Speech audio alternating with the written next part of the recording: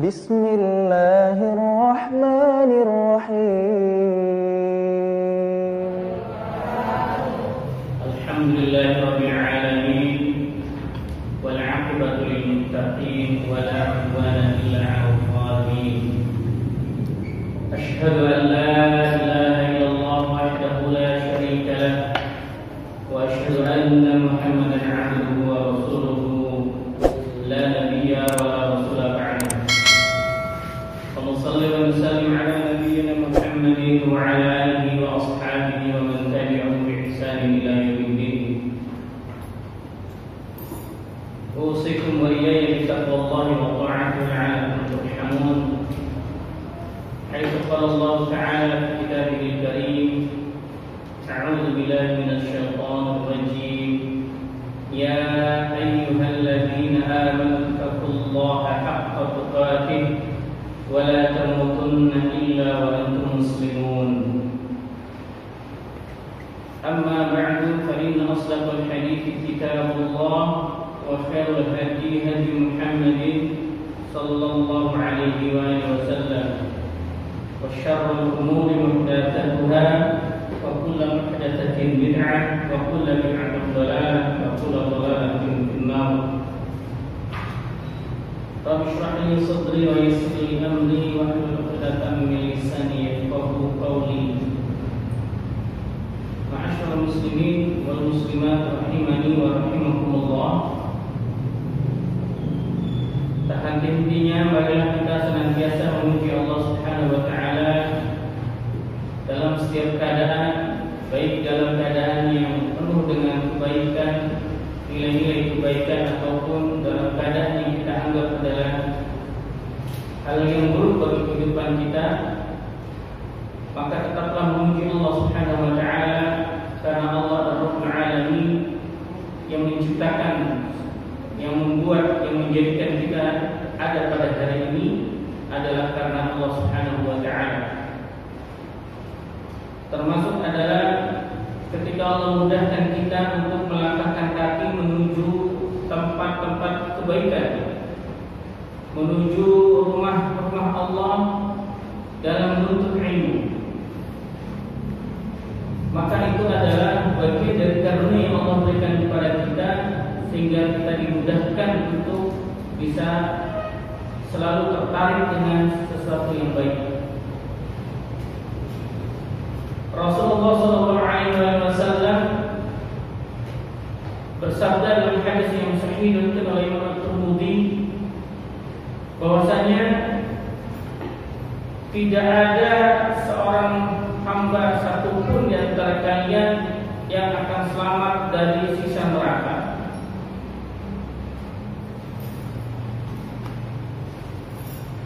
Atau dalam hadis yang lain bahwa Rasulullah bersabda, tidaklah seseorang kalian di antara kalian selamat dari api neraka karena amal perbuatan kalian. Jadi yang menyebabkan kalian masuk surga atau kalian dijauhkan dari neraka itu bukan karena amal perbuatan kalian. Kemudian para sahabat terheran dengan sabda Nabi dan bertanya kepada beliau, ya Rasulullah, wahai Rasul, bagaimana dengan Anda? Apakah engkau juga termasuk di dalamnya? Ya, bala, kata Nabi, ya, aku pun demikian. Allah akan masukkan aku dalam surganya bukan karena perbuatan amalan salehku, tetapi adalah ayyadahumani Allahu bihi ar-rahmah. Maka Allah Subhanahu wa taala yang memberikan kepada aku adalah rahmat kasih sayangnya, sehingga itulah aku dimasukkan ke dalam surganya. Allah Subhanahu wa taala berfirman di dalam hadis, di dalam firman-Nya, "Qul i'malu fa yadkhulunal jannah bima ta'malun." Masuklah kalian ke dalam surganya Allah atas apa yang telah kalian kerjakan di dunia. Sepintas dari ayat dan hadis ini seakan-akan bertolak belakang. Nabi mengatakan tidak akan masuk surga seseorang karena sebab amal perbuatannya kecuali Allah telah Tapi dalam ayat ini Allah Ta'ala berfirman, masuklah kalian ke dalam surga atas amalan saleh yang kalian lakukan di dunia. Maka bagaimana memahami kedua ini, antara hadis dan ayat ini? Apakah bertolak belakang?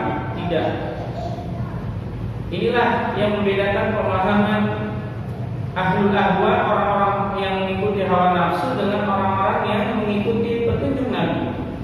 Bagaimana pemahamannya?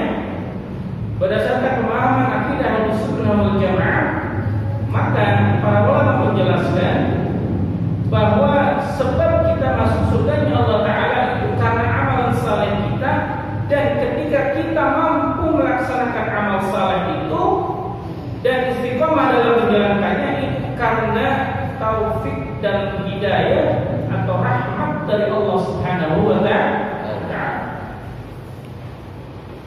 Jadi ayat dan hadis ini tidak bertentangan jemaah sekalian, tapi justru adalah saling menguatkan.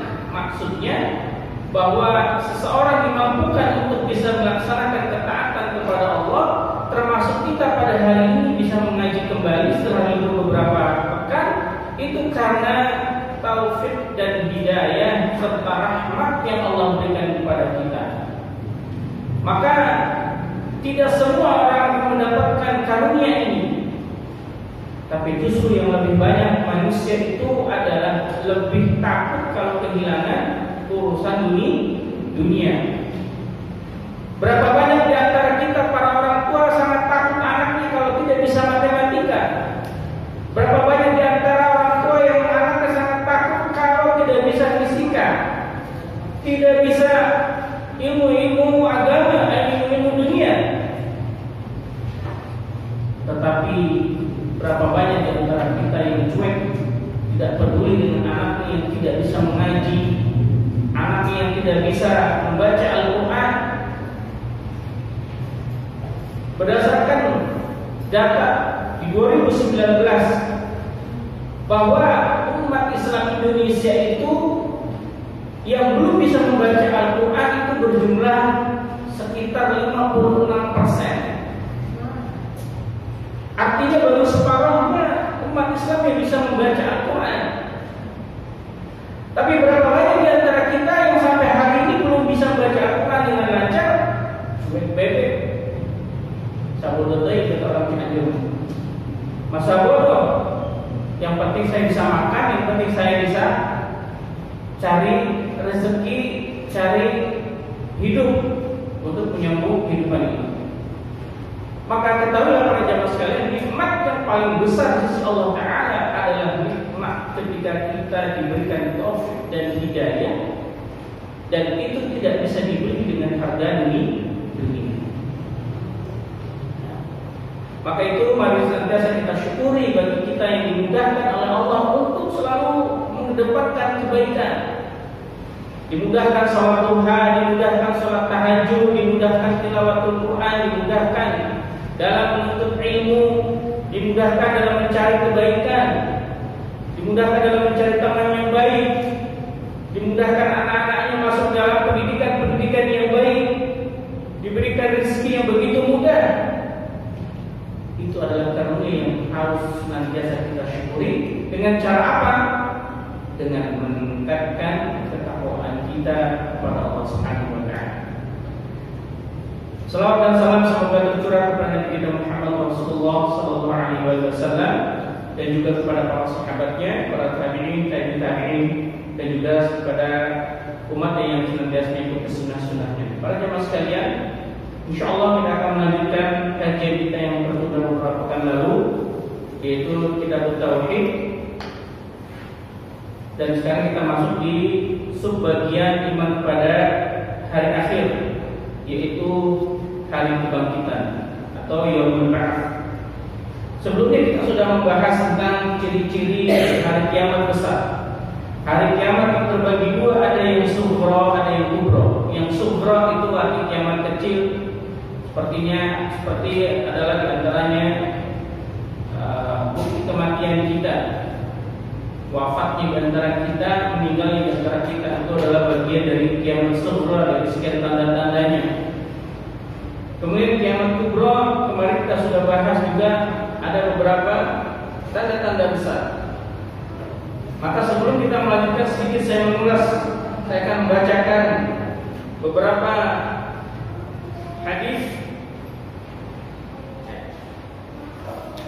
Namun sebelumnya barangkali perlu saya ingatkan kembali. Coba kita lihat di layar.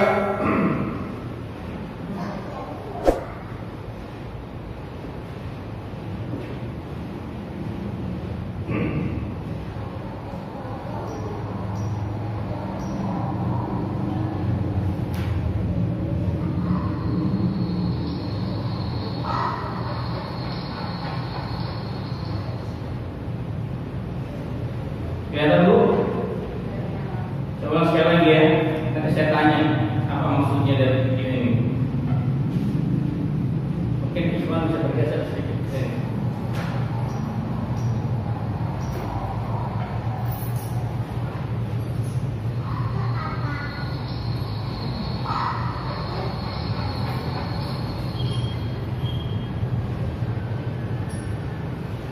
Apa maksud dari video singkat ini Bu? Halo? Apa maksud dari video singkat ini? Ulang sekali lagi, perhatikan yang berkedip.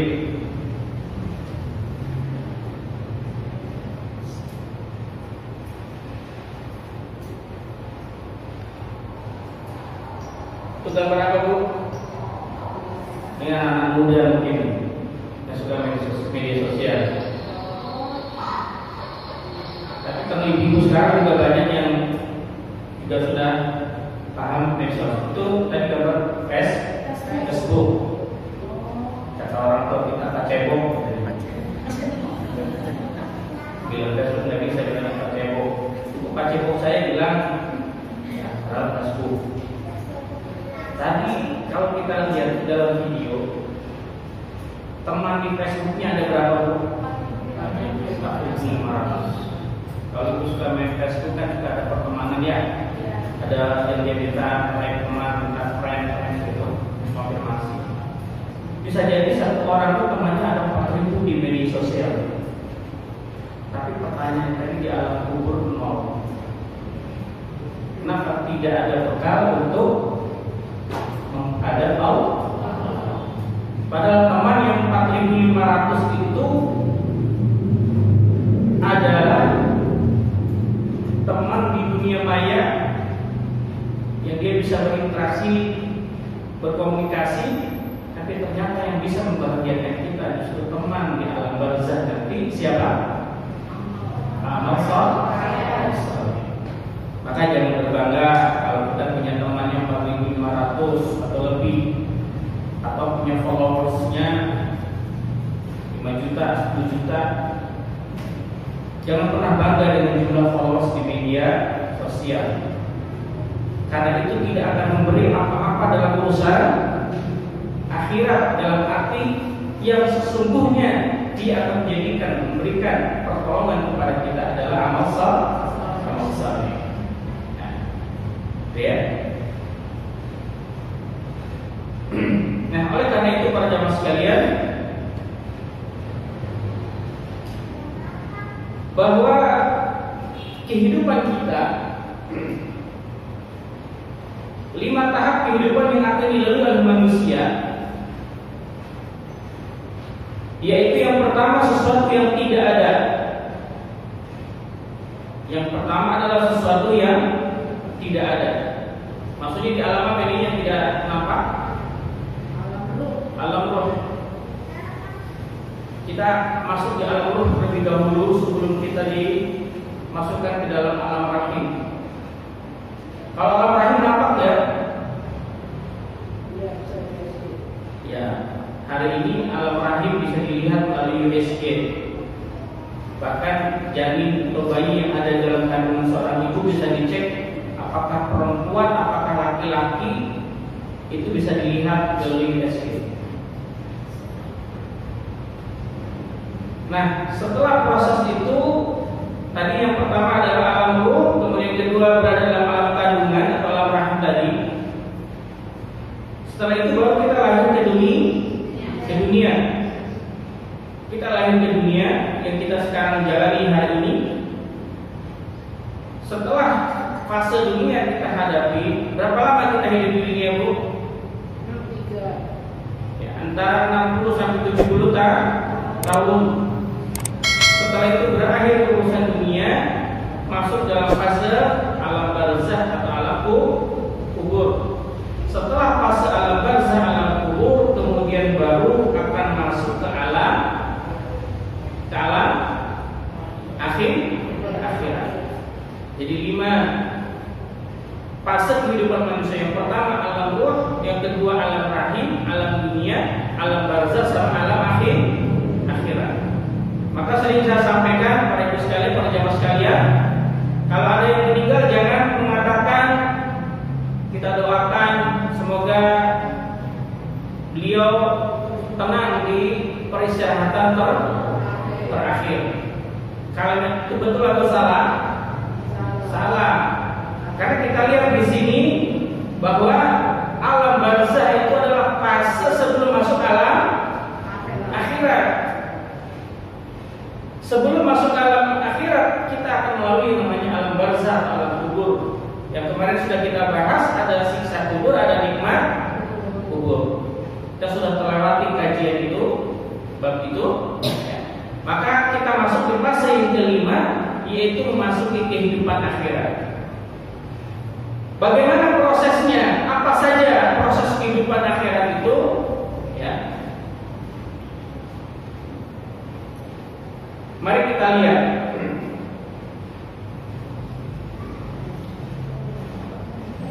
Yang pertama adalah tadi saya sudah sebutkan yang 5 tadi ya.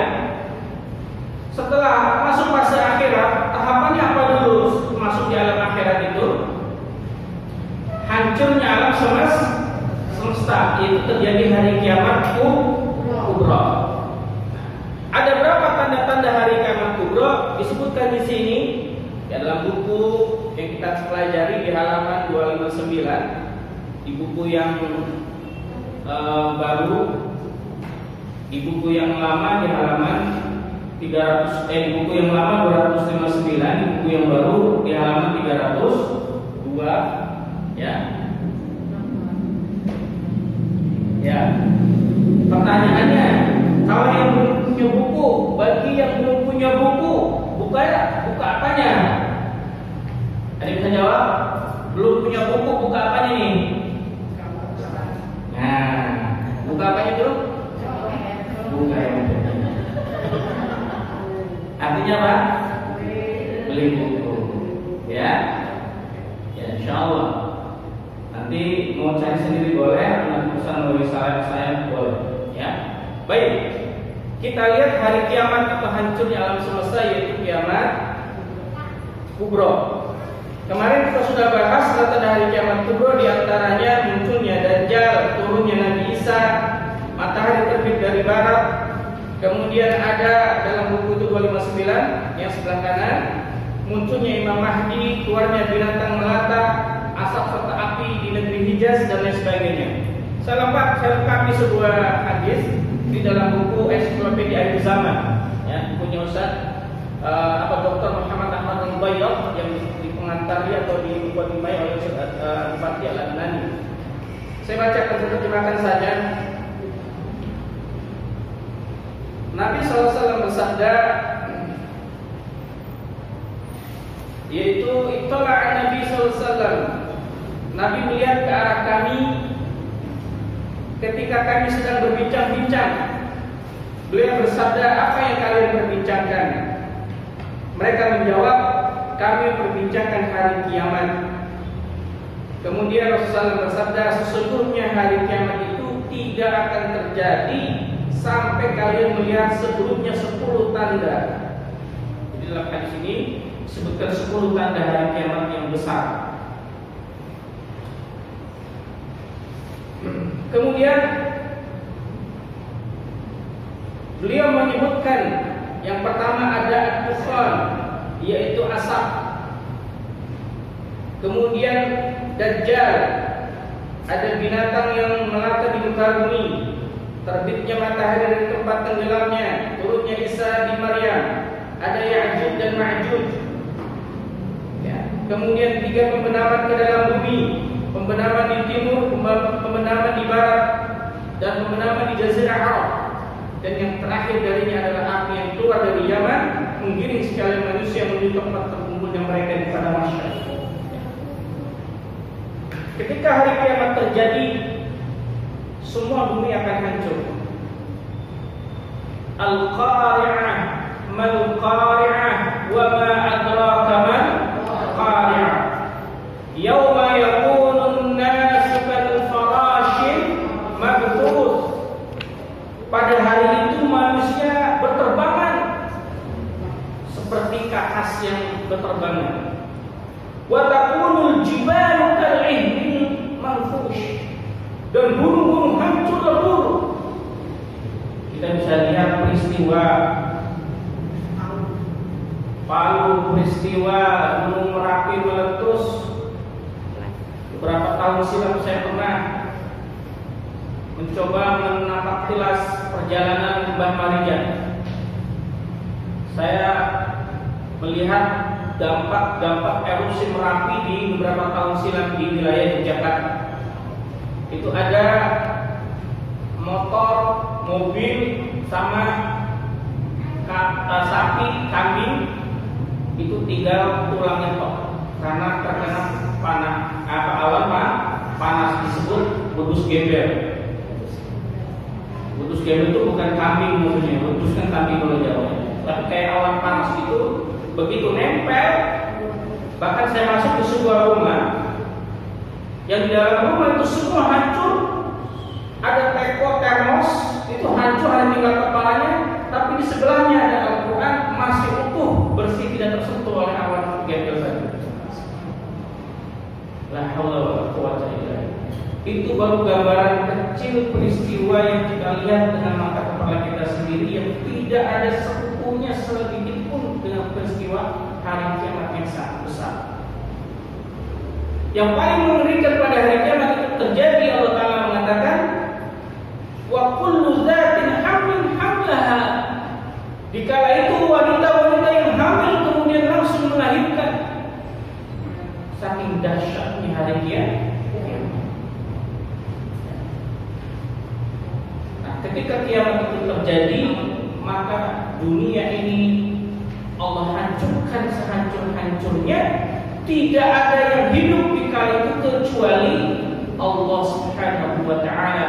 Sebagaimana dalam firman-Nya surat Ar-Rahman, wa yabqa kullu 'alaiha fan wa yabqa dzul jalali wal ikram. Semua akan hancur, termasuk malaikat akan dicabut nyawanya oleh Allah Ta'ala, dan yang ada hanyalah Allah di kala itu. Nah, ketika itu sudah dihancurkan seluruh-seluruhnya, sudah tidak ada lagi kehidupan kecuali Allah Subhanahu wa Ta'ala yang berkuasa di kala itu, maka kemudian barulah proses yang namanya terjadi hari kebangkitan, ya, yaitu Yaumul Ba'ats, yang akan kita bahas hari kebangkitan. Ya, yang punya buku dibantu dibaca, mungkin ikhwannya saja yang membaca. Halaman 269 surah Az-Zumar ayat 68. Siapa yang punya buku? Apa ya? Silakan Abah dibaca, Pak.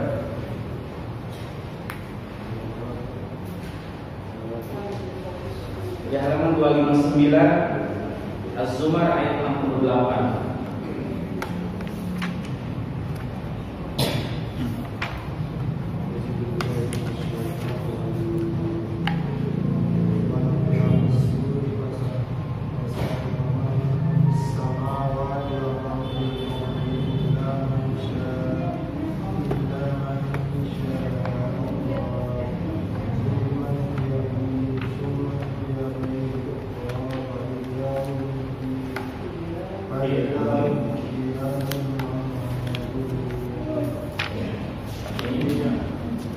Dan ditiup sangkakala, maka matilah siapa yang di langit dan di bumi, kecuali siapa yang dikehendaki Allah.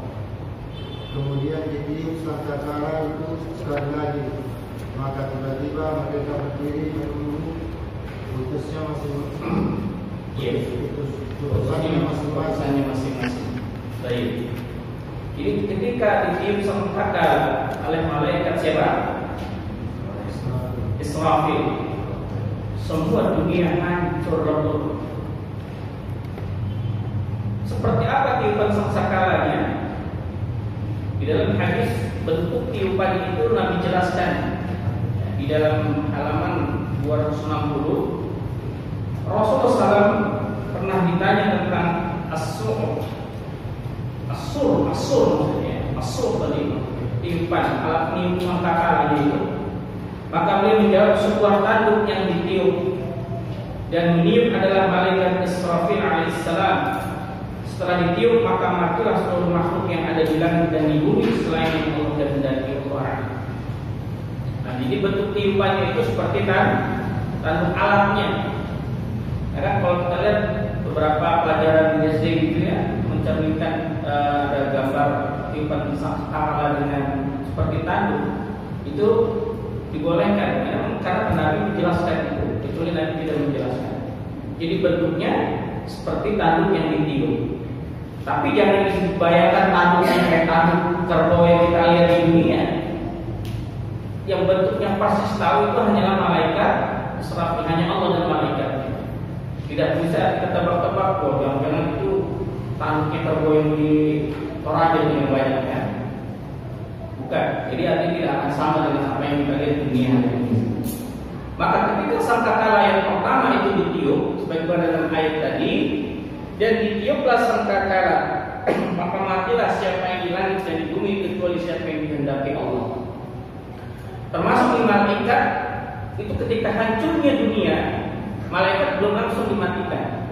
Malaikat terakhir Allah cabut nyawanya. Berdasarkan riwayat yang sahih, malaikat terakhir yang cabut nyawanya malaikat siapa? Malaikatul maut. Ya, sebagian lagi mengatakan ada malaikat Jibril alaihissalam mencapai sebagai penyampai wahyu. Al-kulli hal ya, bahwa dikala ditiupnya sangkakala oleh malaikat Israfil, seluruh dunia, langit dan bumi akan runtuh, terjadi kiamat besar. Maka waliyadzubillah kita berlindung kepada Allah untuk tidak ditemukan hari kiamat yang sangat mengerikan. Andai pun dipertemukan dalam arti kita sudah dalam keadaan bertakwa kepada Allah Subhanahu wa ta'ala. Pasti semua kita bertemu dengan hari kiamat maksudnya. Bahwa kita pasti akan menemui itu ketika masuk kiamat besar. Ya. Nah, setelah itu baru kata Allah, maka kemudian ditiup sangkakala sekali lagi. Jadi berapa ditiupnya, berapa kali? 2 kali. Sebagian ada riwayat yang mengatakan 3 kali. Tapi yang masyhur ini adalah 2 kali sebagaimana ayat ini. Ya. Untuk apa ditiup yang kedua kalinya? Untuk hari kebangkitan Yaumul Ba'ats, yaitu hari kebangkitan. Seluruh makhluk ya, terutama manusia akan Allah bangkitkan dan kemudian akan dikumpulkan di padang mahsyar. Baik. Maka para sekalian, mari kita lihat di dalam surah Al-Mu'minun ayat 12 sampai 16. Ini sudah ada di papan. Ya. Nah, baik. Kita baca bersama-sama ya.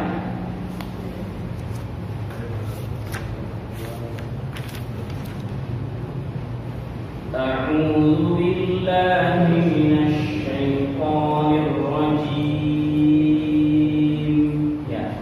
A'udzu billahi minasy syaithanir rajim. Bismillahirrahmanirrahim.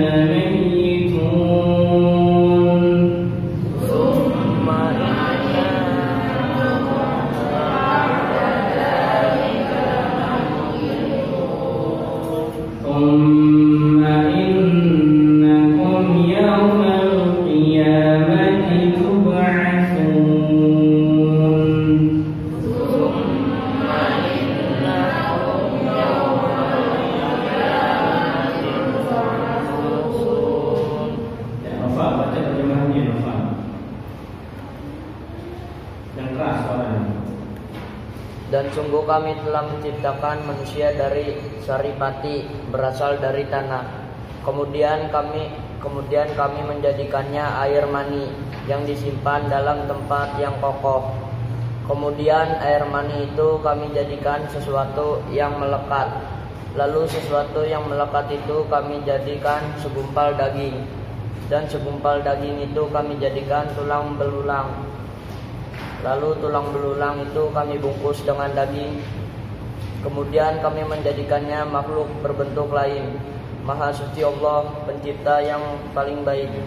Kemudian setelah itu sungguh kamu pasti mati. Kemudian sungguh kamu akan dibangkitkan dari kuburmu pada hari kiamat. Nah, di ayat terakhir Allah menjelaskan tsumma innakum yaumal qiyamati turja'un. Sungguh pada hari kiamat kelak kita akan dibangkitkan oleh Allah, dihidupkan kembali. Ya. Bagaimana proses Allah menghidupkan kembali? Ya. Maka lihat di halaman 260. Ya. Di halaman 260 Allah menjelaskan, Rasul SAW bersabda, diriwayatkan dari Abi Hurairah radhiyallahu anhu, Rasulullah SAW bersabda, jarak antara dua tiupan ialah 40. Para sahabat bertanya, wahai Abu Hurairah, 40 hari, apakah 40 hari maksudnya? Ia Abu Hurairah berkata, aku menolak bukan. 40 bulan, bertanya mereka, ia menjawab bukan. 40 tahun, bertanya mereka, ia menjawab lagi bukan. Kemudian Allah menurunkan air dari langit dan kalian pun bermunculan seperti tumbuhnya sayuran. Dan seluruh anggota tubuh manusia pasti akan hancur selain satu jenis tulang, yaitu asbul zarak, tulang ekor, karena darinya tubuh yang akan disusun kembali kelak di hari akhir. Dari tubuhnya akan disusun kembali kelak di hari kiamat. Maka apabila tulang ekor telah tumbuh dan jasadnya telah kembali tersusun seperti semula, sangkakala pun ditiup untuk kedua kalinya hingga setiap nyawa kembali pada jasadnya masing-masing. Allah Ta'ala berfirman, wa idan nufusu zuwijat, dan apabila roh-roh dipertemukan dengan tubuhnya, surat Al-Qiyamah. Maka setiap manusia yang wafat, meninggal, itu akan hancur dimakan tanah semuanya, tapi Allah sisakan yang bernama tulang ekor. Karena dari tulang ekor inilah nanti Allah Subhanahu wa taala akan membangkitkan kita. Ya. Nah, kemudian pertanyaannya, pada saat itu ketika dibangkitkan oleh Allah Ta'ala, kemudian digiring kepada satu tempat yang bernama padang mahsyar, bagaimana karakter manusia di kala itu? Maka Allah tampakkan kepada kita melalui firman-Nya, antara orang beriman dengan orang-orang yang berbuat dosa sangat berbeda ketika saat dibangkitkannya di yaumil qiyamah. Seperti apa? Kita lihat. Ya. Kalau orang-orang yang bertakwa adalah mereka saat digiring setelah dibangkitkan oleh Allah Ta'ala di padang mahsyar, kemudian dibangkitkan oleh Allah Ta'ala, digiring menuju padang mahsyar. Ya. Kalau orang yang bertakwa, yang mentauhidkan Allah, yang taat kepada Allah dan Rasul-Nya, ya, maka dia dikumpulkan sebagai tamu yang terhormat. Disitulah termasuk nanti 7 golongan yang mendapat perlindungan pada hari akhir, pada hari kiamat, di mana tidak ada perlindungan yang Allah akan berikan kecuali dari Allah. 7 golongan diantaranya adalah seorang pemuda yang senantiasa giat dalam beribadah kepada Allah Subhanahu wa Ta'ala. Maka kami berusaha di Masjid Al-Ikhlas ini untuk menghidupkan pemudanya. Seperti tadi ibu sekalian lihat, kami sedang, atau foto yang ditampilkan tadi itu, saat itu adalah saat kami membawa anak-anak remaja untuk acara outdoor, keluar menikmati tanda-tanda kekuasaan Allah yang bersifat kauniyah alam, yaitu di Curug Cilember. Dengan cara itu mereka lebih semangat untuk berkumpul. Kemudian di malam harinya kita berikan nasihat-nasihat tentang bagaimana seorang pemuda memanfaatkan waktu mudanya. Maka para jemaah sekalian, bagi kita yang memiliki sekarang hari ini usianya masih muda, masih mungkin 25, 30, 40, 45, di bawah 50 lah lihat, maka janganlah berbangga dengan masa muda kita kalau masa muda itu tidak diisi dengan ketakwaan kepada Allah. Karena nanti di padang mahsyar setelah dikumpulkan, nanti ada proses selanjutnya yang kita akan bahas pada kajian berikutnya tentang yaumul hisab, hari perhitungan amal. Hari perhitungan amal ada auditor. Auditornya siapa? Allah Subhanahu wa taala akan bertanya kepada kita, apa yang diaudit?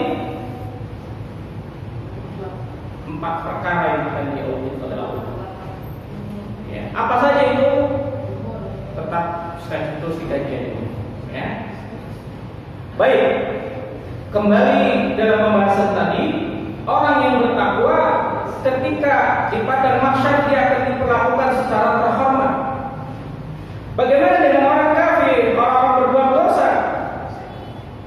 Mereka sungguh sangat mengenaskan, yaitu mereka yang berbuat maksiat, yang berbuat syirik, yang berbuat durhaka kepada orang tuanya, ya, berbuat zalim kepada saudaranya, menzolimi umat Islam, menzolimi tetangganya.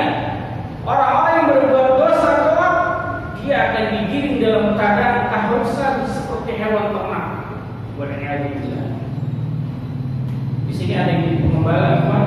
Mungkin ada yang pernah jadi pengembala, kawan. Kalau kita jadi pengembala, saya dulu pernah juga jadi pengembala. Ya, pengembala kambing. Itu kalau kita lagi mengembala kambing itu kan kita sebagai tuan yang memperlakukan yang digembala itu. Kalau misal kambing yang harusnya kita arahkan menuju kandang, dia malah belok ke kiri, tetap ngeyel ke kiri. Apa yang dilakukan oleh si pengembala? Biasanya diapakan? Dipukulnya, kemudian didorongnya. Ya, bahkan kalau dia tidak mau bisa. Saya ingat dulu punya kambing satu itu jantan. Kalau masuk ke kandang, masya Allah sulitnya luar biasa. Kadang harus saya potong, baru saya bisa masukin dia ke dalam kandang. Karena dia masih ingin terus makan di luar, makanan yang di luar disiapkan di luar kandang. Nah, ini kita manusia diperlakukan seperti hewan ternak oleh para malaikat. Kalau kita berbuat zalim, maksiat, durhaka, berbuat tidak taat kepada Allah dan Nabi. Mana dalilnya? Mari kita lihat di dalam Quran surah Maryam ayat ke-85 sampai 86. Allah Taala berfirman, ingatlah hari ketika kami mengumpulkan orang-orang yang takwa kepada Rabb-Nya yang Maha Pemurah sebagai utusan terhormat. Jadi orang-orang yang bertakwa itu diperlakukan luar biasa oleh Allah Subhanahu wa taala ketika di padang mahsyar. Jadi ketika di alam kuburnya saja sudah mendapat nikmat, begitu dibangkitkan dia dalam keadaan di mana dia terakhir melaksanakan atau mengamalkan sebuah amalan saleh, disitulah dia dibangkitkan. Hatta ketika kita dalam kondisi umrah atau haji, kemudian meninggal di sana, maka di saat itu, insya Allah di saat dibangkitkan kelak kita dalam keadaan tetap masih memakai kain ihram, dan pada saat bangun dari tidur kita yaitu di alam kubur itu, kemudian langsung mengucapkan labbaik Allahumma labbaik, labbaik la syarika laka labbaik, innal hamda wan ni'mata wal mulka la syarika lak. Itu doa yang diucapkan yang keluar dari lisan-lisan orang-orang yang sedang memakai kain ihram yang kemudian Allah takdirkan meninggal di tanah haram. Maka termasuk doa kita kepada Allah Ta'ala agar kita diwafatkan di tanah haram dalam keadaan kita melaksanakan ibadah umrah yang berkah. Maka bagi yang belum pernah umrah, yang juga belum pernah haji, punya keinginan yang kuat untuk bisa melaksanakan itu dan berdoa kepada Allah, semoga Allah wafatkan kita dalam keadaan meninggal di tanah haram. Karena itu sebuah karunia yang Allah berikan keistimewaan. Ketika kita meninggal dalam keadaan seperti itu, Allah bangkitkan kita dalam keadaan bertalbiyah kepada Allah Subhanahu wa Ta'ala. Para jemaah Allah, inilah perbedaannya. Kemudian, dan kami akan mengirim orang-orang yang durhaka ke neraka jahanam dalam keadaan dahaga. Banyak sekali dalam ayatnya Allah Ta'ala mengingatkan kepada kita bahwa nanti di yaumil qiyamah, pada saat di padang mahsyar Allah akan kumpulkan orang-orang yang berdosa dengan sejenisnya.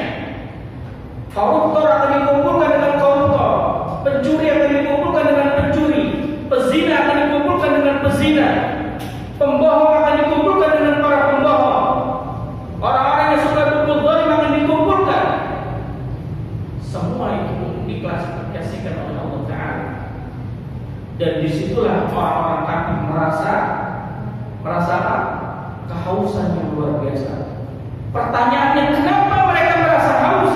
Karena di kala itu Allah dekatkan matahari hanya jaraknya sejengkal dari kita. Maka di kala itu semua makhluk berkeringat, dan berkeringatnya itu tergantung dari apa amalan salehnya ketika di dunia. Ada yang tenggelam dengan keringatnya, ada yang keringatnya sebatas kepala, ada keringatnya sebatas leher, ada keringatnya sebatas dada, ada keringatnya sebatas betis, tapi juga ada yang keringatnya sama sekali tidak mempengaruhi keadaannya. Dia terasa nyaman, sejuk walaupun matahari begitu dekat. Siapa mereka? Yaitu 7 golongan yang Allah sebutkan dalam hadis yang sahih dari Imam Bukhari dan Muslim. Yang pertama adalah rajulun qalbuhu mu'allaqun bil masajid, seorang yang sangat terpaut hatinya dengan masjid. Wa rajulun dzat imra'atun wa nasabun wa jamalun wa nasabun inni akhafullah, seorang laki-laki yang tatkala diajak untuk berzina dia mengatakan inni akhafullah, saya takut kepada Allah. Kemudian orang yang berinfak tangan kanannya, berinfak tangan kirinya tidak mengetahui. Kemudian ada seorang yang rajin ibadah kepada Allah Subhanahu wa Ta'ala. Kemudian yang kelima adalah orang yang dia mencintai karena Allah dan berpisah karena Allah Subhanahu wa Ta'ala. Yang berikutnya imam adil, imam yang sangat adil. Imam yang adil yang bisa memimpin rakyatnya, memberikan keadilan kepada siapapun. Bukan imam yang menzalimi, bukan pemerintah yang menzalimi kepada orang lain, bukan pemerintah yang justru sangat keras kepada orang-orang bawah, rakyat jelata, tapi adalah pemerintah, seorang pemimpin yang adil kepada rakyatnya. Maka ini akan mendapatkan perlindungan pada hari kiamat kelak. Kemudian yang terakhir adalah seseorang yang menangis kepada Allah Ta'ala di malam hari, sementara orang lain tidak mengetahuinya. Dia menangis takut akan dosa, takut akan siksa neraka. Dan ini adalah 7 golongan manusia yang akan mendapat perlindungan di hari kiamat, di mana hari itu adalah hari sangat panas, yang sangat haus dahsyatnya luar biasa. Sebagaimana hausnya kita di dunia itu tidak ada nilainya, tidak bisa dibandingkan dengan dahsyatnya hausnya ketika di yaumil qiyamah. Karena haus, maka kita bismillah minum terlebih dahulu.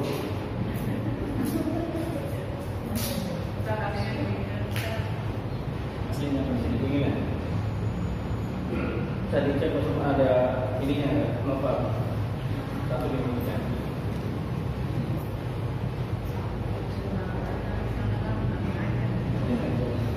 Tenang kan. Kalau saya kuat ini insyaallah. Tak perlu lemak ya. Biasanya yang penuh lemak kedua dingin gitu. Baik. Nah, oleh karena itu Bapak sekalian, dari sini saja kita bisa mengambil ibrah begitu dahsyatnya kehidupan di yaumil akhir, di hari kiamat kelak. Oleh karenanya kita akan lihat lagi bagaimana Allah membangkitkan kita ya di padang mahsyar. Tadi sudah kita bahas dari sisi dalilnya. Kemudian kondisi-kondisi yang lain di padang mahsyar yang harus kita pahami kala itu adalah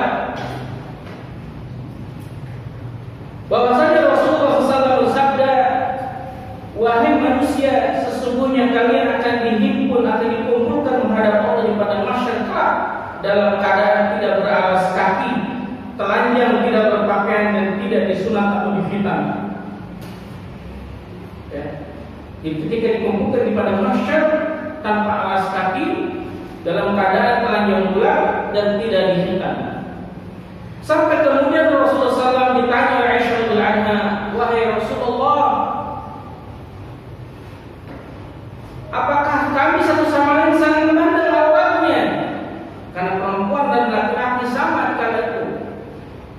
Ketika menghadap Allah Taala, tiga keadaan ini. Ya, kecuali kondisi-kondisi yang tadi yang disebutkan oleh para ulama, disebutkan oleh hadis sebagai disebutkan oleh hadis Nabi, kondisi-kondisi yang khusus. Ya, ini secara umum manusia akan mengalami seperti ini. Maka Rasulullah ditanya oleh Aisyah, ya Rasulullah, apakah di kala itu perempuan laki bisa saling melihat auratnya? Apa jawaban Nabi? Ya, setiap orang dari mereka pada hari itu mempunyai urusan yang cukup menyibukkan. Yuk kita buka surah Al-Basa, surah Al-Basa di ayat 30, di surah ke-80, ini ayat yang salah ya. Yauma fa idza ja'at as-sakhah yauma yafirru al-mar'u min akhihi wa ummihi wa abihi wa sahibatihi wa banihi likulli imri'in minhum yawma idzin sya'nun yughni wujuhu yawma idzin musfirah dhahikatun mustabshirah wa wujuhu yawma idzin 'alaiha ghabarah tarhaquha qatarah ulaika humul kafaratul fajr. Di ayat menjelang terakhir itu tepatnya ayat berapa kira-kira itu? Sekitar 15 kayaknya. Coba yang sudah ketemu silakan baca dari Faidah Ja'at as-Sakhah. Masuk mas sudah ketemu? Allah yang keras suaranya.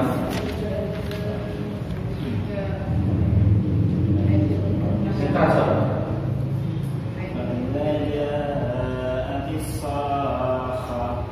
يوم يفر المرء من أخيه وأمه وأبيه وصاحبته وبنيه لكل امرئ منهم يومئذ شأن يغنيه وجوه يومئذ مسفرة ضاحكة مستبشرة ووجوه يومئذ عليها غبرة tarhaquha qatarah ulaika humul kafaratul fajrah. Artinya, maka apabila datang suara yang mengakan atau tiupan sangkakala yang kedua, pada hari itu manusia lari dari saudaranya dan dari ibu bapaknya dan dari istri dan anak-anaknya. Setiap orang dari mereka pada hari itu mempunyai urusan yang menyibukkannya. Pada hari itu ada wajah-wajah yang berseri-seri, tertawa dan gembira ria. Dan pada hari itu ada pula wajah-wajah yang tertutup debu, suram, tertutup oleh kegelapan, ditimpa kehinaan dan kesusahan. Mereka itulah orang-orang yang kafir dan durhaka. Baik. Pada masanya Allah Taala berfirman, "Faida ja'at as-sakhah." Ketika datangnya hari kiamat, itu sangkakala yang kedua, berarti hari kebangkitan. Ya. Kemudian apa? idza ja'a yawma yafirru al-mar'u min akhihi. Seseorang akan lari dari saudaranya. Ya, kalau kita punya adik 6, punya kakak 2 gitu misalnya.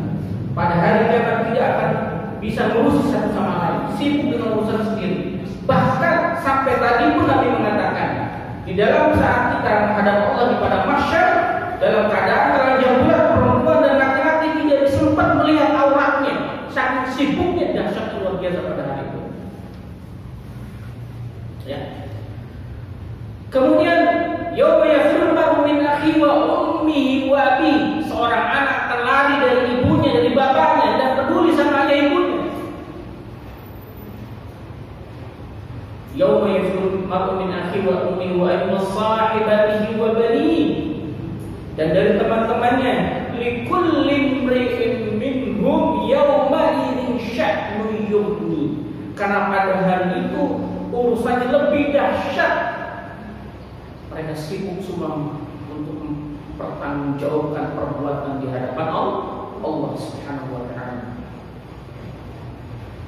Maka bersyukurlah dikala itu wujuhu yawma idzin musfirah dhahikatun mustabsyirah.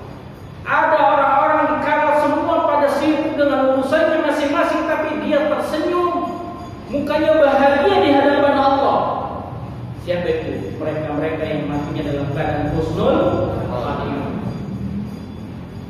Mereka yang meninggal dalam keadaan amal saleh. Ada sekitar 7-8 tanda-tanda husnul khatimah. Dan ini pernah saya bahas di pertemuan-pertemuan sebelumnya. Di antara sekian tanda-tandanya adalah yaitu ketika kita sedang beramal saleh, kemudian Allah mencabut nyawa kita. Maka mintalah itu selalu dalam doa kita, Allahumma a'inna ala dzikrika wa syukrika wa husni ibadatik. Allahumma rzuqna bi husnil khatimah ya Allah ya Rabb. Berikanlah kepada kami kewafatan atau meninggalkan dalam keadaan husnul khatimah. Minta terus kepada Allah agar kita dimatikan dalam keadaan berbuat amal saleh. Para jemaah sekalian, kemudian di kala itu juga ada yang wajahnya penuh murah, penuh dengan debu, penuh dengan murah durjana.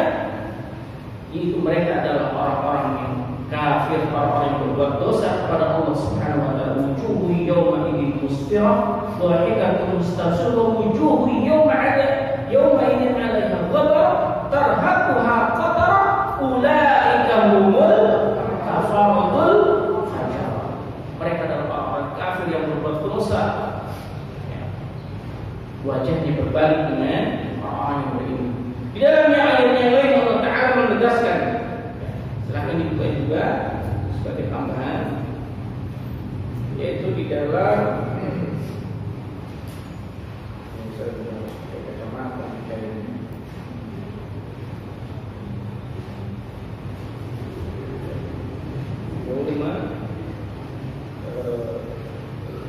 pada hari itu ditampakkan wajah-wajah yang berseri-seri, yang wujud, ya. Wa taswaddu wujuh. Pada hari itu ada manusia yang di dalam Quran surah Ali Imran di ayatnya ke-106. Silakan dibuka, kemudian kita baca lagi ayatnya.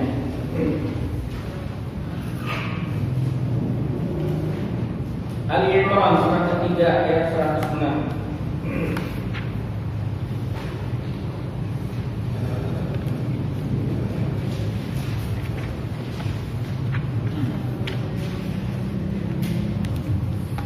Karena waktu sudah mendekat, waktu berakhir, minta bantuan Pak Handoko baca terjemahannya saja, Pak Handoko.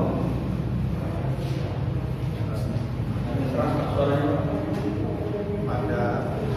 Pada hari itu ada wajah yang putih berseri dan ada pula wajah yang hitam murah.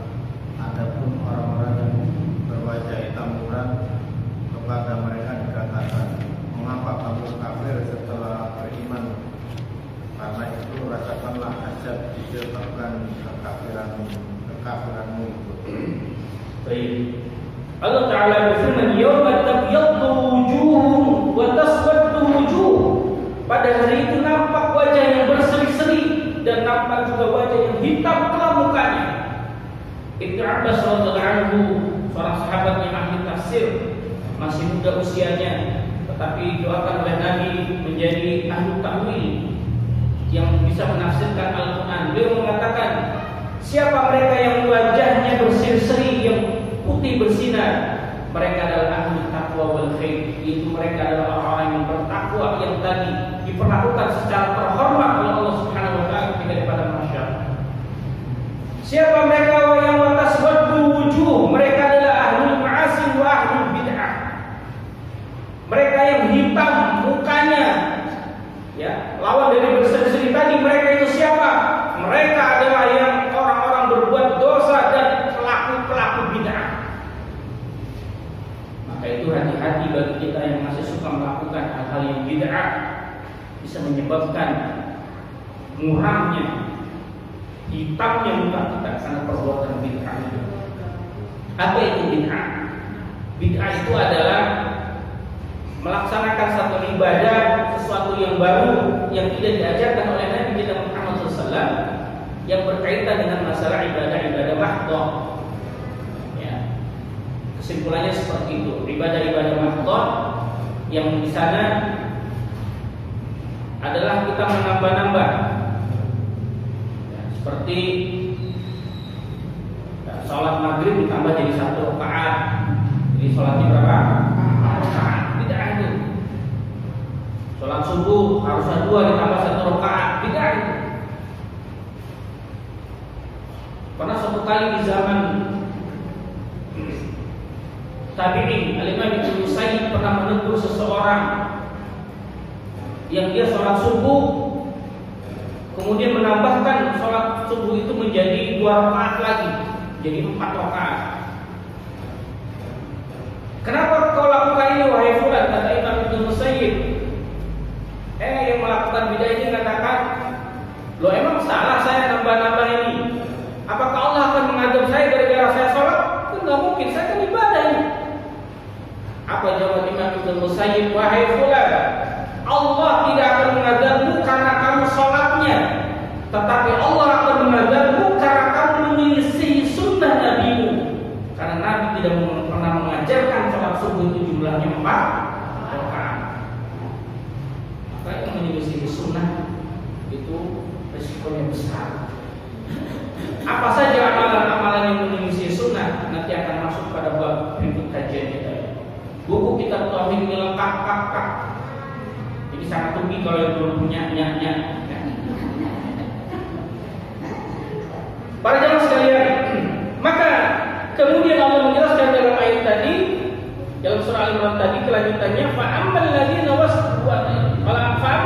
waswaddat wujuhum akafartum ba'da imanikum fadhuqul 'adzaba bima kuntum takfurun. Adapun orang yang mukanya muram durja, ya, orang-orang kafir itu adalah mereka yang mendapatkan azab yang setelah keimanan mereka kafir. Ini orang murtad termasuk di antaranya. Maka rasakan azab atas kekafiran kalian. Maka para jamaah sekalian, menjadi catatan bagi kita, Rasul sallallahu alaihi wasallam hadis yang sahih, termasuk salah satu nanti bercahayanya wajah kita di yaumil qiyamah pada saat kita menghadap Allah di padang mahsyar.